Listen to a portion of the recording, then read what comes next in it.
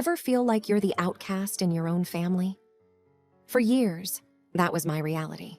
My sister-in-law, Jessica, with her glamorous life and cutting remarks, always made sure of it. But life has a funny way of flipping the script when you least expect it. When our tech mogul Aunt Mabel passed away, her will didn't just allocate assets. It set in motion a series of events that would challenge everything I thought I knew about family, legacies, and the complex tapestry of relationships. Dive into our tale, where fortunes shift, mysteries unravel, and two adversaries are thrust into a partnership neither had foreseen. It's a reminder that family dynamics are intricate, and sometimes a single piece of paper can change everything. My name is Kylie, and this is my story. Everyone has that one person in their family who seems to delight in making everyone else miserable. For me, that was Jessica, my sister-in-law. The moment I entered the family, she seemed to have it out for me. My husband, David, warned me that Jessica was a piece of work, but I had no idea how much until I met her. At our first family gathering, I tried to reach out to Jessica and strike up a friendly conversation, hoping to make a positive impression. "So, how do you find your work in marketing?" I asked innocently. She glanced me over with a look of disdain. "How do I find it? Well, first, I went to an Ivy League school, then I networked with the right people, but I suppose that's not something you'd know about." She smirked. I was taken aback. My job as a librarian wasn't the most glamorous, but I loved it and was proud of my contribution to the community. "Well, every job has its purpose. We all play our part," I replied, trying to keep the peace. Jessica laughed mockingly. "Right. Some of us play a bigger part than others." She looked me up and down as if appraising a piece of second-hand furniture. Every family gathering after that was a nightmare. From snide remarks about my clothing to downright insulting comments about my intellect, Jessica left no stone unturned in her mission to belittle me. I often wondered why she held such a vendetta against me. David reassured me that it wasn't personal. "She's just like that," he would say, wrapping an arm around me. "Don't let her get to you." Months turned into years, and my patience with Jessica grew thin. "I don't know why David married you," she once sneered during a family Christmas dinner. "You just don't belong in our family." "I think that's for David and me to decide," I snapped back. I often daydreamed of getting back at her, of teaching her a lesson, but I never had the guts or the opportunity to follow through. That all changed with the unexpected passing of David's and Jessica's grandmother, Mabel. I always had a soft spot for Mabel. She was sharp, witty, and incredibly kind to me. Despite her age, she had a spark that made her seem eternally young. Every time Jessica launched into one of her tirades, Mabel would intervene, often with a cheeky comment to shut her down. One evening, before her passing, Mabel and I sat in her cozy living room, sipping tea. "Don't let Jessica get to you," she said, patting my hand. "Some people are just bitter, dear, but remember, the universe has a way of balancing things out." Little did I know how prophetic those words would be. After Mabel's funeral, the family gathered for the reading of her will. Jessica, ever the opportunist, kept hinting at how she was Mabel's favorite and was likely to inherit the lion's share. As we settled into the lawyer's office, I took a deep breath. This is just a formality, I thought, preparing myself for another round of Jessica's gloating. The lawyer cleared his throat and began to read, but as he went on, my eyes widened, and Jessica's smug expression started to falter. And that's when things got really interesting. As the lawyer, Mr. Jensen, continued reading out the will, the tension in the room grew palpable. "To my beloved granddaughter, Jessica," he began, and Jessica straightened up, flashing me a triumphant smile, expecting the most lavish part of the inheritance. "I leave my collection of porcelain cat figurines." Jessica's face went from elation to disbelief. Her mouth opened and closed, and for once, she was rendered speechless. "To my grandson, David, and his wonderful wife," Mr. Jensen continued. "I leave my estate, including my house, and my savings, amounting to $2 million. David and I exchanged shocked glances. We knew Mabel was well off, but we never expected this. But the real kicker came next. To my granddaughter-in-law, the lawyer read aloud, emphasizing each word, I leave my most prized possession, the rights to the patents and royalties of my late husband's inventions. The room went silent. Most of the family, including David, weren't aware of the extent of Mabel's husband's success. His inventions, many of which were medical devices, were still in use worldwide, bringing in significant income. Jessica's face turned a shade of red I hadn't seen before. "This has to be some sort of mistake," she blurted out. Mr. Jensen shook his head. Madam Mabel was very clear about her wishes. Jessica's eyes darted towards me. "You did something, didn't you? You manipulated her." "I didn't do anything," I said, feigning innocence, but I couldn't help the smirk forming on my lips. While I hadn't directly influenced Mabel's decisions, our countless conversations, where I listened, comforted, and valued her, clearly had an impact. Jessica, always too wrapped up in her own world, had never taken the time to genuinely get to know her grandmother. Leaving the lawyer's office, I felt a mix of emotions. Guilt, because while I hadn't wished for Jessica's humiliation, I couldn't deny the satisfaction I felt seeing her taken down a peg. Empowerment, because for the first time since joining this family, I felt like I had the upper hand. And gratefulness for Mabel's unexpected gift. As the days turned into weeks, I began working with lawyers and business consultants, learning about the patents and how to handle the royalties. The income, though significant, was not my main focus. It was the chance to immerse myself in something new, to learn and grow, that truly excited me. Jessica, however, seemed to spiral. Her arrogance and pride were shattered. Family gatherings were no longer about her snide remarks or cruel jokes. Instead, she seemed quiet, introspective. One day, out of the blue, she invited me over for coffee. I was hesitant, remembering all the times she'd belittled and embarrassed me, but my curiosity won out. I arrived at Jessica's opulent home with a guarded sense of trepidation. The grandeur of the place always intimidated me. Marble floors, vaulted ceilings, and ornate chandeliers spoke of a life of luxury and excess, a life that Jessica flaunted every chance she got. She opened the door dressed more modestly than I'd ever seen her. No makeup, hair tied in a simple bun, wearing jeans and a plain tee. It was almost as if she were a different person. "Come in," she mumbled, avoiding eye contact. As we settled in her living room, the tension was thick enough to cut with a knife. "Why did you call me here?" I asked, breaking the silence. She took a deep breath. "I've had a lot of time to think since the will reading," she began. "At first, I was angry, not just at the will, but at myself, at you, at the whole situation. But then I realized that it was nobody's fault but my own." I listened intently, wondering where this was going. It was the first time I had ever heard Jessica show any sign of vulnerability.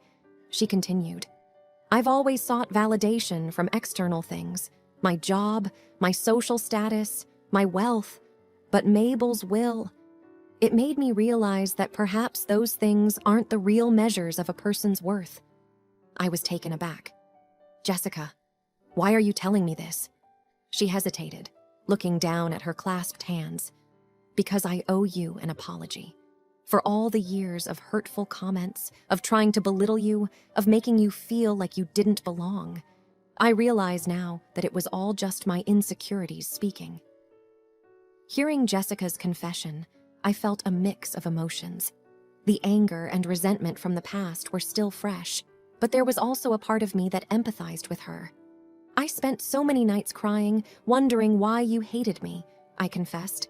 "But if I'm being honest, part of me also felt a sense of triumph after the will reading, a feeling that justice had finally been served." She looked up, her eyes brimming with tears. "I don't expect you to forgive me. I felt it was important for me to acknowledge my mistakes and apologize."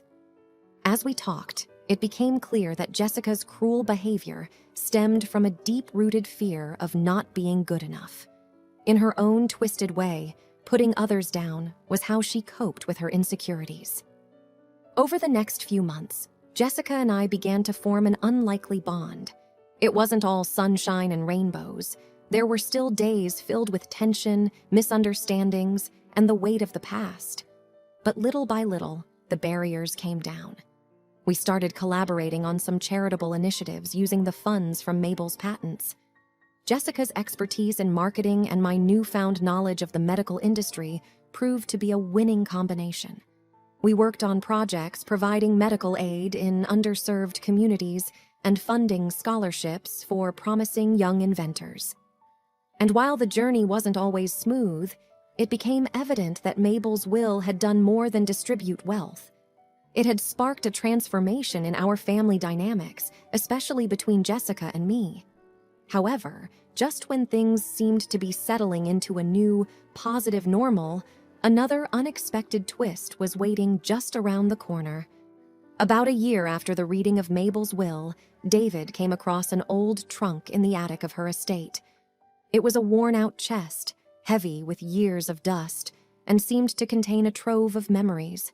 As he rummaged through the old photographs, letters, and keepsakes, he stumbled upon a sealed envelope addressed to Jessica and me. The handwriting was unmistakably Mabel's. Curiosity piqued, David called both of us over. We gathered in the living room with the evening sun casting long shadows on the hardwood floor. The mood was contemplative as David handed the envelope to Jessica, who hesitated before tearing it open. The letter inside was written with the elegance and eloquence that was so characteristic of Mabel. My dearest Jessica and Kylie, if you are reading this, it means that my time has come and gone. There's something I've long wanted to share with the both of you. Though it's a part of my past, it has a bearing on your present. I was much like you, Jessica, proud, stubborn, and in constant need of validation. My younger sister, Eleanor, was the family's shining star, beautiful, intelligent, and beloved by all. Envy consumed me, and I made it my mission to overshadow her at every turn. But life has its ways of teaching us. Eleanor fell seriously ill, and it was during her days of suffering that I realized the triviality of my jealousy and pride. We mended our relationship, but the years wasted in pettiness still haunt me. You both remind me so much of Eleanor and myself. I wanted you to know that families can heal, relationships can mend, and it's never too late to start over. Remember, real wealth isn't in possessions or status, but in the love and bonds we nurture. I hope my decisions in the will make more sense now. Cherish each other and always choose love over pride. With all my heart. Mabel. The room was silent, the weight of Mabel's words sinking in. Tears streamed down Jessica's face. I had no idea, she whispered. She always had a bigger picture in mind, David mused, even when we couldn't see it. That evening changed everything. The letter acted as a salve on old wounds, helping Jessica and me understand Mabel's intentions and our roles in her grand design. The pain of the past began to fade, replaced by a sense of purpose and a determination to honor Mabel's wishes. But as life often proves, when one chapter ends, another begins.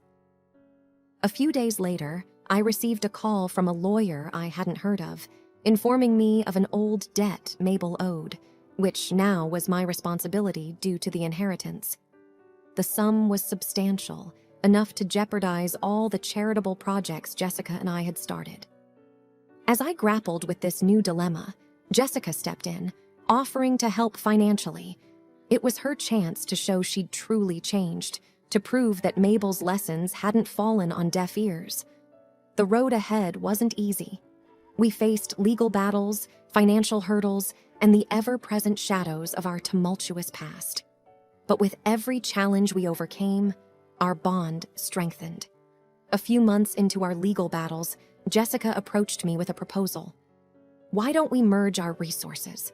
Pool our money, hire a team of the best lawyers, and tackle this head-on? We stand a better chance united, she suggested. The Jessica of old would never have made such an offer. But this was a changed woman, and I saw the wisdom in her words. And so, our unlikely alliance became a formal partnership. The news of our joint venture made waves in the local press. Two heirs, once at odds due to a controversial will, now collaborating to preserve their legacy. During this time, we also discovered the depth of deceit we were up against. The supposed debt was more complex than we'd thought. It appeared that certain individuals, seeing an opportunity after Mabel's passing, were trying to fraudulently claim vast sums of money. We hired a private investigator, and the trail led us to an unexpected revelation. The mastermind was none other than a distant relative who felt slighted by Mabel's will, someone who believed he deserved a piece of the vast fortune. With this discovery, our battle took on a more personal dimension. It was no longer just about money. It was about honor, family, and the legacy Mabel entrusted to us. The ensuing court battle was grueling. Our lives seemed to revolve around legal strategies, court dates, and endless paperwork. But Jessica and I became a force to be reckoned with, leveraging our unique strengths and leaning on each other in moments of weakness. One evening, after a particularly challenging day in court, Jessica turned to me. "Do you ever wonder why Mabel did what she did? Not just in the division of her assets, but by keeping so many secrets?" I thought for a moment. I believe she wanted to teach us something. She had her journey with Eleanor, and perhaps she saw history repeating itself with us. Jessica nodded. I often think about that letter, about how she saw herself in me. It's humbling and scary, but it's also a reminder that we have a choice in how we shape our legacy. Our determination, coupled with the overwhelming evidence against our relative, finally bore fruit. The court ruled in our favor, dismissing the fraudulent claims against Mabel's estate. Our legacy was secure. As the dust settled, our partnership evolved. With the money saved from the legal victory, Jessica and I expanded our charitable projects. We set up an institute in Mabel's name, dedicated to supporting young inventors and providing medical aid to underserved communities. The grand opening of the Mabel Institute was a testament to our journey. Family and friends gathered, speeches were made, and there, at the heart of it all, stood two women who had transformed their animosity into a lasting legacy. As I stood on the podium, looking at the sea of faces, I reflected on the incredible journey. From the heart-wrenching moments after the will reading to the establishment of an institution in Mabel's name, life had come full circle. "I think Mabel would be proud," Jessica whispered as we concluded the event. "I think she always was," I replied, looking up at the sky, a silent thank you forming in my heart. The journey taught us that real wealth wasn't just in assets or bank balances. It was in the bonds we forge, the choices we make, and the legacies we leave behind. In the end, Mabel's greatest gift to us wasn't her fortune. It was the lessons we learned and the relationship we built. And as the years rolled on, Jessica and I continued our joint endeavors, ensuring that Mabel's legacy lived on, not just in the tangible assets she left behind, but in the love, unity, and purpose she instilled in us.